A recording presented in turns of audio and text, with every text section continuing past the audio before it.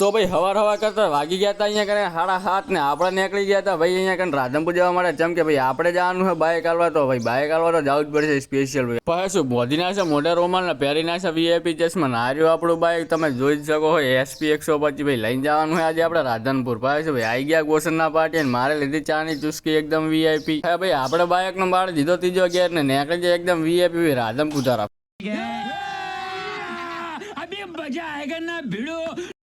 મજા જ આવશે. જેમ કે આપણે લઈ લીધી બસની ટિકિટ ને મળી ગઈ આપણને બાજુવાળી સીટ. ये नहीं हो सकता.